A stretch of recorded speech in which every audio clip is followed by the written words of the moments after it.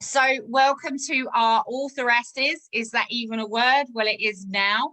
Of our beautiful goddesses in When the Goddess Calls. Now, these sisters that have written their chapters in these this amazing sisterhood, these women are incredible, absolutely incredible. And I'd like to introduce you to my beautiful, beautiful, beautiful, beautiful sister Anna.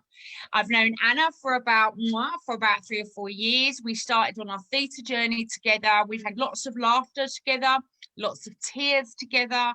We've bared our souls to each other. We know each other inside out. And Anna has come into 2 of our books. She's an incredible lady. She lives in Knightsbridge in London. I'll let Anna introduce herself, and then I'd like to read you a bit of her chapter, her bio. She is amazing. What she's overcome,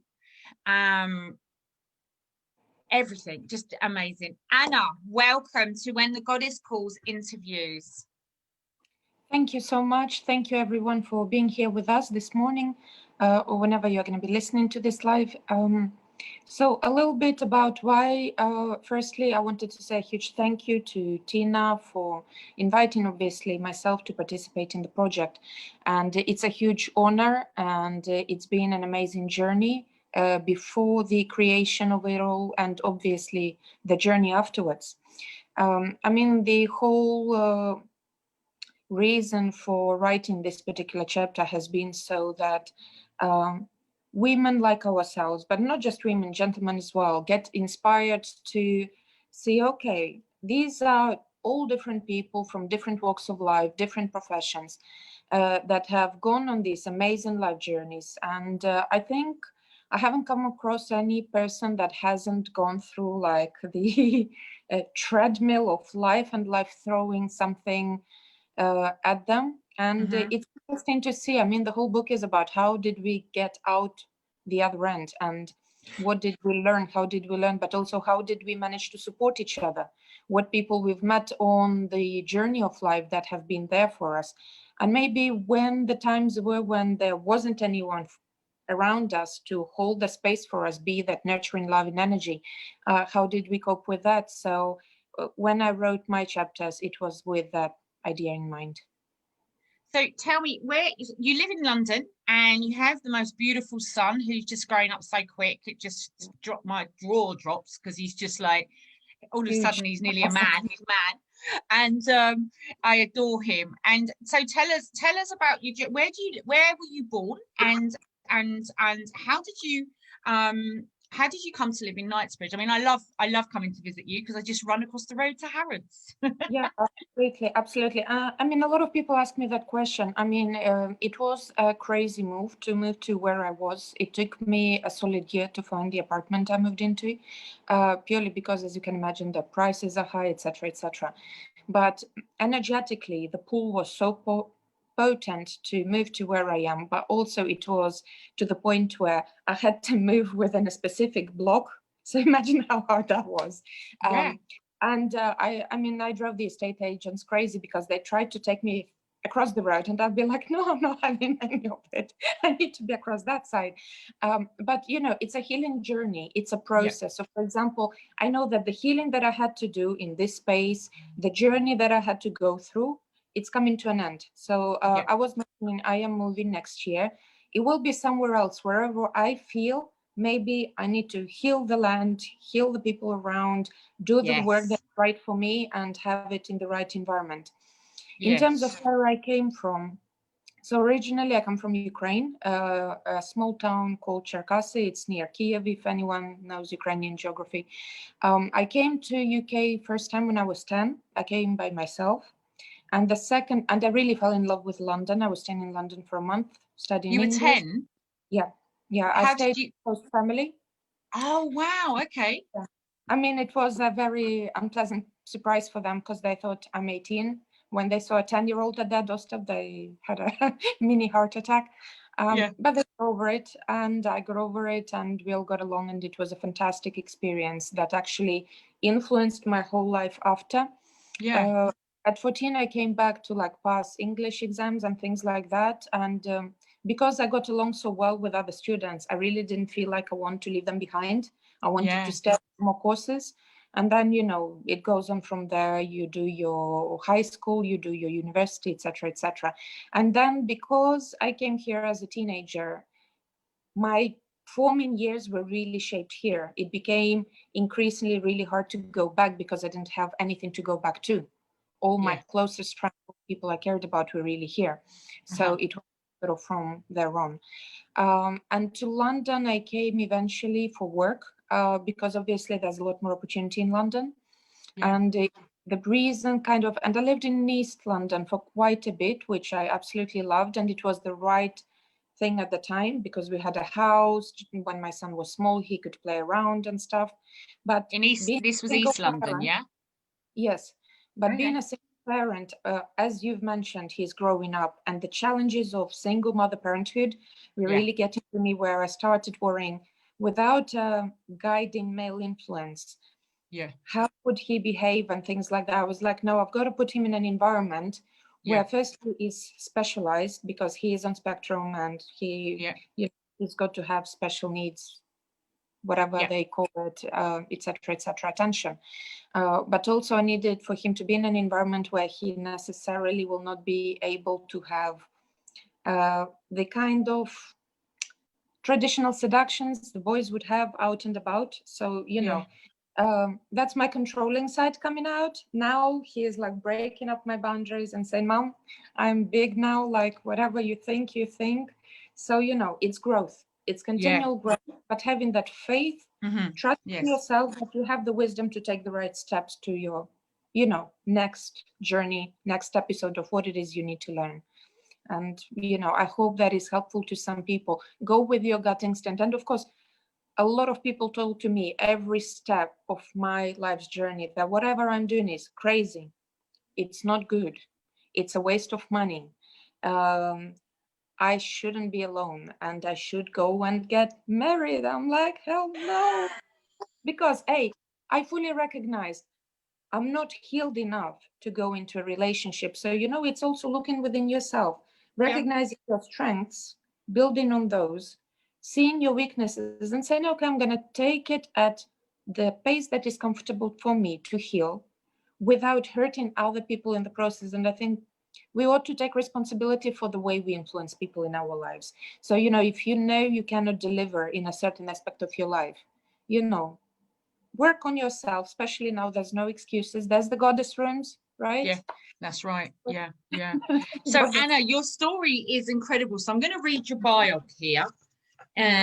So Anna Tokarova, I love your name, is a persistent London-based entrepreneur and holistic wellness consultant. She has a sociology and business administration educational background, as well as her own successful business venture, which has been running for 8 years. Anna is passionate about promoting well-being in all aspects of life and is a certified theta healing practitioner and instructor. She's a Reiki master and she's an Access Bars practitioner. Part of her unique approach is, I'm just opening that up, is a fusion treatment method involving meditation, essential oils, healing properties, and massage therapy. At present, Anna is running natural wellness classes, empowering people to be proactive with their health options.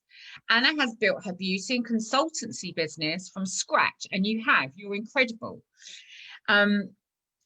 Anna is running health. Anna has built her beauty and consultancy business from scratch and had a first-hand experience of what it's like to go through all the ups and downs of such an endeavor.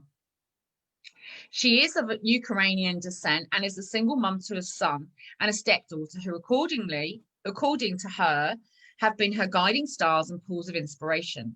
Anna is based in Kensington, London, as the creative energy in the surrounding area provides her continuous flow for ideas and new concepts that arise in the fast-paced time that we find ourselves in. Her motto professionally is go above and beyond for my clients, and personally at present there's always opportunity for growth and developing. So you can contact Anna. She's instagram.com/777 Annika 777, or you can find her on Facebook. You can follow her from here. Now, Let's talk about love, Anna. Let's talk about love, because lots of people feel that they have to find a soulmate. They're desperate for a soulmate. I don't feel complete unless I have my soulmate. And love will heal everything. I had that, by the way. If I was with love, we could conquer everything. You know, the 1950s films where you felt that you had this man and you could just go and live in the sun. And we did. And we were all programmed that way. And life is not always like that. For some people it has happened, but some people it doesn't happen. So let's talk about love, Anna, because this is a really, and it's not just about romantic love, it's about unconditional love. And there are many aspects of love that people need to understand, really. And you know, if you don't have a relationship, don't think that you're a failure, because it's about you working on yourself. You know, we go from lifetime after lifetime, so it's just an ongoing thing. So let's talk love, Anna. Well, this is, I feel very much, how to put it, I'm passionate at the same time, and at the same time I want for people to start, in a way, connecting with every part of themselves when they think about the concept of love. To me, it's a journey. So I'd love for everyone to kind of think love is not a destination. It's an actual process, in the same way life is as a journey. And I think like yesterday I was listening to a program, and the gentleman was saying, I mean, especially now, I want to make it relevant to people now that are listening us. So everyone is more vulnerable now in this time of lockdown, etc., etc. I mean, some people are more vulnerable than others.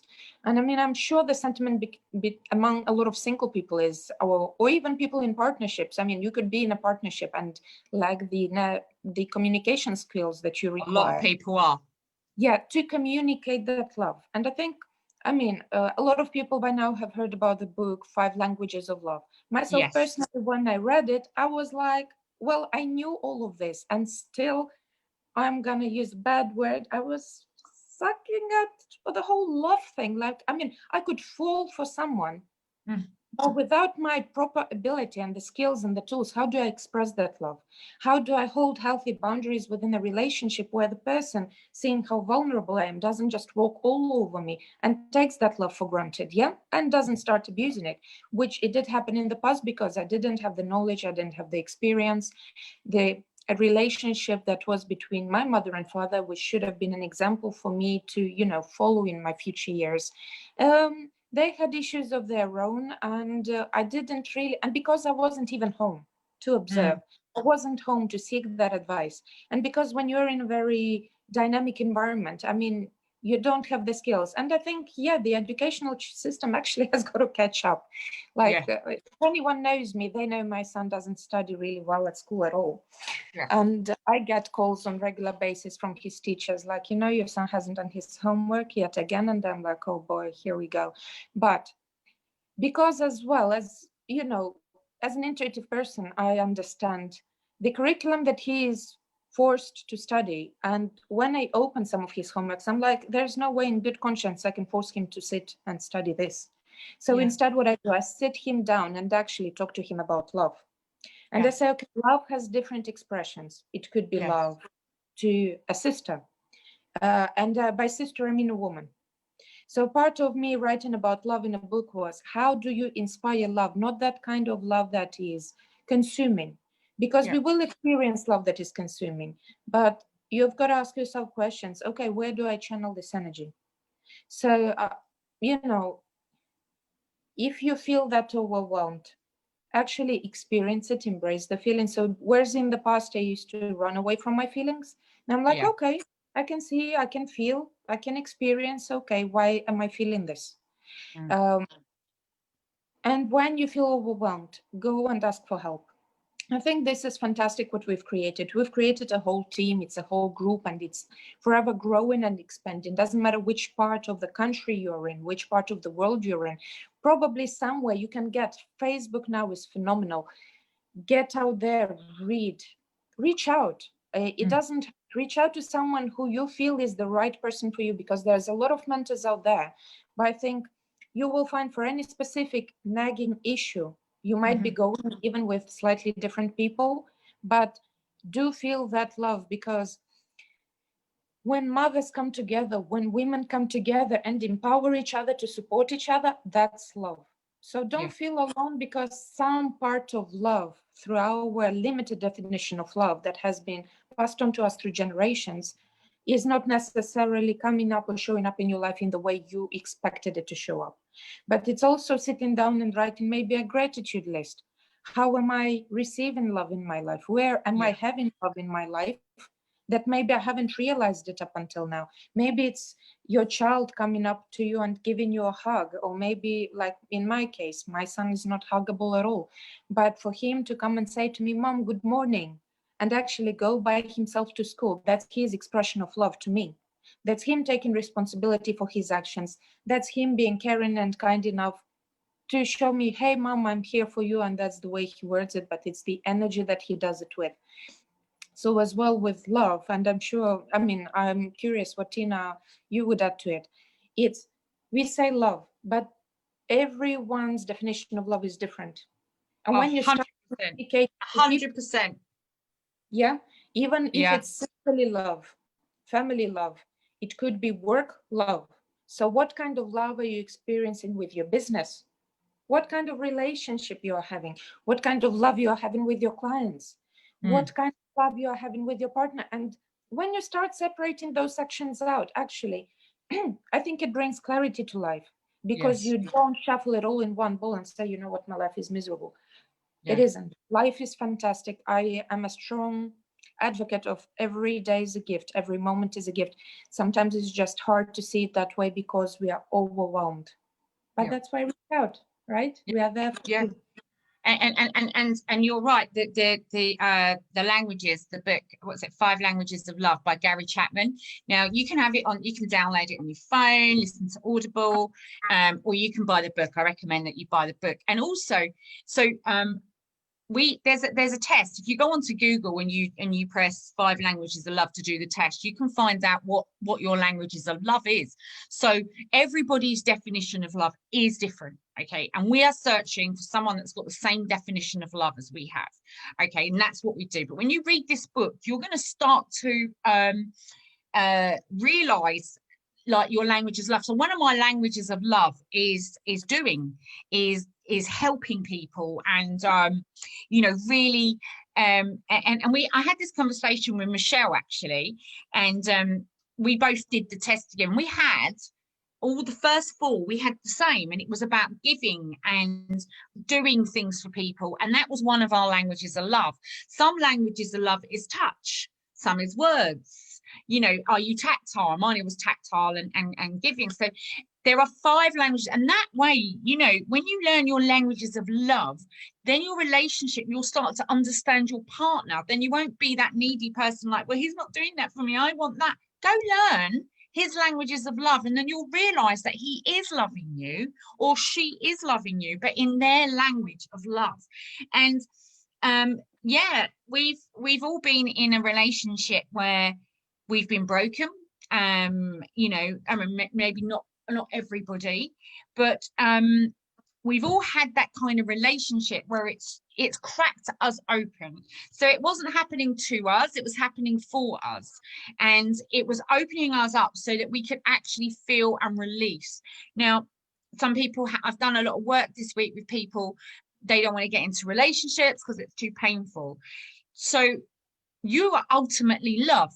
Okay, you are ultimately love, and it's just other vibrations that have come in that you have connected on love. So you believe that was love. It wasn't love, but and we have a distorted version of love. So through the theta healing, I remember doing a healing with Vanya once actually, and she did a healing on me, and I didn't know what creator's definition of love was. My definition of love was, I was still acting out my languages of love, but my definition of love was abuse, because that's what I'd witnessed in my life. Like, love was, I grew up, and that, that my father used to drink, and it was that kind of, and yourself. So our definition, not our language, our definition was not correct. So that's why I was going into those kind of relationships as now the wounds like, oh. But once you do the inner work and you understand about the languages of love, and you understand that abuse is not love, and you have created a definition of love, and you work on yourself, and you heal your wounds, love is amazing. Amazing. And also, another thing is, I love the fact that you brought up the issue of people being scared to go into relationships because of pain. And I mean, I'm no different. I've been avoiding relationships for so long, but I've gradually started to take steps to kind of, I'm changing my energy to a space where I'm like, okay, actually, those people can be fantastic mirrors for me to grow my own personality, my soul, to go through my life lessons. So how about I step out of my comfort zone?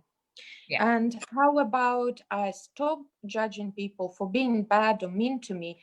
And Yes. actually, because I know, like, I think, well, I've had a very traumatic marriage in the past, but what it fantastically highlighted was, it wasn't the partner that was bad, mean, whatever I want to describe him.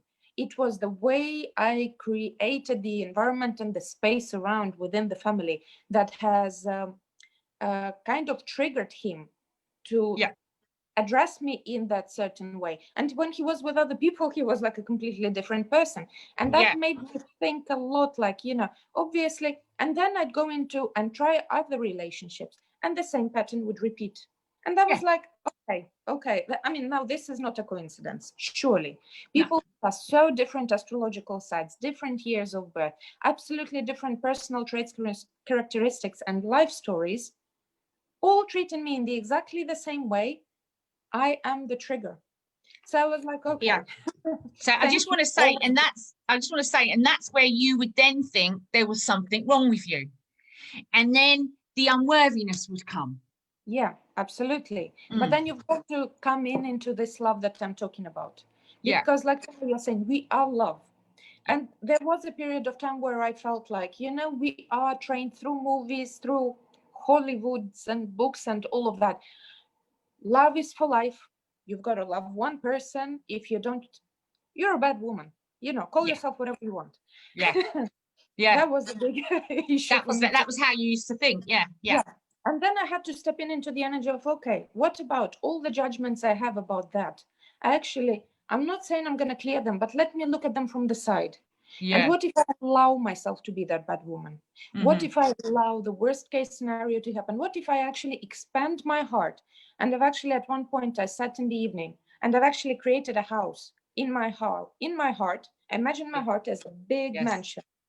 And for every person that I cared in my life, every person that I had some loving feeling for, I dedicated a room to them. I said, I love all of you. And for me, it's like, I loved my husband. I still love the guy, in a different way, obviously. Yes. But you deny those feelings. It's like basically a cutting off that part of your life. Oh, it wasn't significant. I didn't have those emotions. I didn't feel it. I felt it. It was real to me at that point in time in my life. It's significant, it's valuable, it's precious. That's my treasure. In future, I will love somebody else. In between, I loved other people, not to the same degree, but they showed me actually, I can have that kind of love and that kind of emotion, and maybe even actually a way better experience. So it took me to a place of gratitude. I was so grateful that that person stepped out of my life. And whereas before I was in the victim energy, oh, poor me. I'm a Libra. If anyone reads up on Libras, one of our weaknesses is we love being a victim. We are like, we take the point professional. It's like, I love you. I do. You're brilliant. Yeah. I hear you. I don't want to be a victim. universe, hey, help me out, because Yeah. I don't want to spend the rest of my life, or actually another single day. But you do get caught up in that. Maybe you are, in a way, we all have our, like I say, stronger sides, less stronger sides. And it's like, okay, whenever I fall into that, oh, poor me energy, I'm like, it's an illusion. It's an Yeah. illusion. How do I get myself out of it? Universe, Mhm. show me. And like I say, I've learned it the hard way now. Whenever I feel really down, reach out for help. Because, and I had a very big debate with a friend of mine the other day. She's like, well, if you are so dependent on your therapist. I'm like, I'm not dependent. If I call up someone once a month when I'm in a crisis, and I can deal with that crisis in the space of an hour or a day, Yes. work my issues, get over it, Yes. instead of dwelling in it for months and years. Yes. Come on, Absolutely. I hear you. that's common Yes. sense. I say, and by you being scared of being addicted to being supported and helped, well, show me one successful business person that doesn't have coaching and assistance on regular basis, because they know that just expedites the process. And I mean, there's a lot of help out there that, you go with what you feel comfortable. At the Mhm. end of the day, the choices are there. But like I say, I don't think there's any excuses now in the age that we are living in. And just as well, I wanted to say a word of support to people who feel struggling at home because maybe they lost their jobs during lockdown, etc., etc. Now, Yeah. one of the crazy things I've started doing is actually I'm trying to create a completely different project. And actually, I'm going to be pouring a lot of my energy into that now. And again, everyone that I know says I'm totally crazy, including my mother. And she's like, this is not the right time to do anything. And I'm like, Mom, the world is changing. If I want to come out of it, okay, at the other end of this Yeah. journey, I've got to I hear start you. taking action now. Yes, you But, do. so I would say, think about, write a list of your strengths. See what hasn't worked for you in your life up until now. And maybe this period of transition that we are going through, everyone as a society right now, is actually taking you a step further to your dream, something you didn't even think was possible. And again, talk to people, ask advice. See, look, I have this wild idea. Do you think there's any merit in it? And don't get disheartened when people say, no, I don't think it's possible. And keep talking to people till someone comes and tells to you, actually, yeah, it's a brilliant idea. Yeah, maybe you need to tweak it a little bit, but yeah, I can definitely see how that can come into life. So, Of course. abilities are there and love is definitely there. And it is, and I love talking about love, and it's and self-love. You hear so many. I mean, there are many gurus that are coming up and jumping in at the moment, and you can activate this, and we can bring you to inflaming, and we can do this, and you've got to have this kind of love, and you've got to have that kind of love. And ultimately we are actually love. We've just come down to learn how to re-love on a human level. And you're a great advocate for that because you've experienced the highs and lows of love. Now you're going to create, so during your work of your healing, you're able to focus your energy into creating this new thing that you're bringing in. And I believe that lockdown's been incredible for many people. I'm definitely, every time anything happens, I always see the positive in it. Whether whatever it is, I will see the positive in it because I look at it as a gift. And the media are amazing at looking at it as a negative. Well, I'm like, okay, well, let's put this in a positive. So how can we create this? So, well, at the moment, what you're doing is you're putting all your energy into this new thing. Do you want to talk about your new thing, or do you want to? Not. I would love to share it once it's done because I hear it's you. a process that is definitely out of my comfort zone. So when I Brilliant. say I've literally taken my own feet and shoved myself out of the door with this. However, and I went through a period of like I had a solid day of crying full on and like I don't have any help and poor me. Like you do fall into Yep. that. I'm not saying you won't, but you've got to have the skills and the tools that help you pick yourself up. And it's okay to experience overwhelm. That's one thing I want to reiterate. It's okay to feel like nothing's gonna work. But once you felt it, you say, okay, is this real? Once you've Yes. calmed down a little bit, then you ask yourself the question, is this real? Or I Yes. just needed to feel that, to acknowledge just the kind of step up I'm going through. Because as your spirit is adjusting, your physical body has got to adjust as well. And for Yes. those people who are in partnerships with men or women or whoever you are in a partnership with, I have a strong partnership with my cat. Hey, she's got to adjust too. So, poor thing. She's our But theta cat. yeah, check out and all. But it's also having realistic expectations of your partners. So, and taking responsibility. You feel love, you don't feel like they're giving you enough love. Take on the responsibility to have an open conversation about it. Because I think the highest fear is, what if I'm going to be abandoned? What if I'm going to be judged? What if I'm not going to be accepted the way I am? Happens to, I think happens to a lot of us who suffer with confidence and worthiness, issues that haven't been fully dealt with. And I think sometimes it's unrealistic to expect that it's all going to be dealt with. It's a journey, Yes. we clear some lessons, other lessons which show up for our perpetual growth. However, when you kind of step back, I think whenever you feel overwhelmed, step back from the situation, see, okay, what if I'm overpowering my partner? What Yes. if Yes. my expectations are so high for happiness, joy, and love, and those person's expectations are here and they're happy like that. But if you do not communicate that clearly, you know what, actually, look, I love you to bits, and as long as you deliver the message in energy of compassion, which is key, which I find tricky sometimes. I'm like, when I feel an emotion, because it overpowers me so much, I just want to go and say it as a hammer. I'm like, I just, know, I know, I know, I know. always It's so promise easy it to as a do that. person.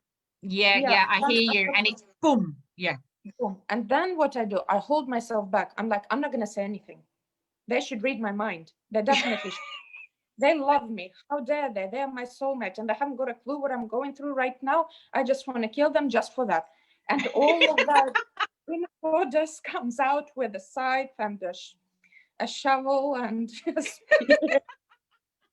So, and I'm like, and I let that happen. But now I've learned not to express it straight away. I'll work through it. I'm like, okay, what do I really want to say to the person in a more compassionate fashion? And then I go and say it.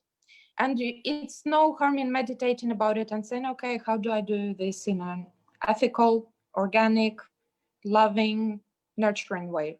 So Where anybody that wants to speak to you or work with you, and with the love, and it's incredible, they can find your details. We're going to go Facebook this. is, yeah. Yeah, Facebook. This is going to be uploaded onto YouTube to our the Goddess Rooms channel now. We have our own channel, so please go and subscribe. All our interviews for the Goddess Calls books are going on there. It's brilliant. Anna, it's wonderful to speak to you. So what are your plans over the next weekend? How's the lockdown in Knightsbridge? Are you able to, do you have a nice park near you, or? Well, I'd put it like this, because people are not necessarily able to go to work, and with the whole children dynamic and things like that, a lot of people been going out, as in to keep themselves mentally sane. Yes. Yes. Especially the sun is out, people go out, and I think the feeling around is really of a neighborhood, of nurturing environment, and people supporting each other. Like the other Wonderful. day, there were people doing some roller skating, and um, it was really to help and raise the spirits within the community, to cheer people up and say, you know what, this is going to be over. We are going to push through it, this period of time, as a community. And this is what I love. People are coming out and supporting each other. Women, I think, as a whole, are coming up and supporting each other, but also it's a process of nurturing the masculine, and observing Please that don't freeze. Yeah. out is fantastic. When people come together, Yeah, and and communities grow. That's how we heal. Yeah. So there's one question that I want to ask you, and it's going to sound it's really got nothing to do with When the Goddess Calls, but you live opposite Harrods, okay? And outside you have all the Christmas lights, and everything's beautiful. Is that going to be happening this year? Because I love driving past there with all the lights. I would recommend to actually anyone who can, obviously, you know, masks, rules, whatever you feel that is necessary to keep yourself and everyone else healthy, do that. But they've put up the Christmas trees. They've put up the Have angels they? on the street. It's absolutely amazing. Christmas is here. And one thing I read on Facebook the other day, I was like, Christmas at the beginning of November. Are we all losing it? I mean, like, I love Christmas as much as anyone, but the person wrote, this has been such a hard year. I know. If what makes you happy is putting up a Christmas tree, do that. Do whatever is going to make you happy, because we have this life. We are here to enjoy it. I agree. Everyone's been putting pictures of their Christmas tree, and I was like, do you know what? Just do it. Just do whatever you bloody well want to do it. You know, because so what? And this year's been all over the place. You know, if that's going to make you happy and you put your baubles up and do it. And but Harrods, tell me, Harrods is ready. It's got the lights and in the it's not the lights, not the Christmas trees yet, but everything around Harrods has got the Christmas trees up already. Brilliant. So, you know, but you make the most of it probably in the afternoon when it gets darker, but it is magical. I think the reason they've done it so early this year is really to cheer people up, to get people's spirits up. And there's a lot of messages out there saying thanks to the key workers and everyone like that. So yeah, I think overall, as even if you put a goal, whom I can cheer up today, just to be that supportive, loving, caring force, because maybe the person is hiddenly depressed and suicidal. I mean, I know it's a sad subject to talk about. Reach out to people, you know, just call in and say, hey, I know we didn't talk for years. Are you alive and still kicking? You know, if anything, it's going to expand the people that, you know, are your supportive circle and bubble. Well, Anna, it's been incredible to talk to you. I'm definitely going to be visiting you as soon as we're out of lockdown, because I want to come past and see the lights, come see you. Let's go and get hot chocolate and a big fat cake. Never say no to cake. Let's say that. So, Anna, thank you. I love you. And God bless. God bless. Bye-bye, my darling.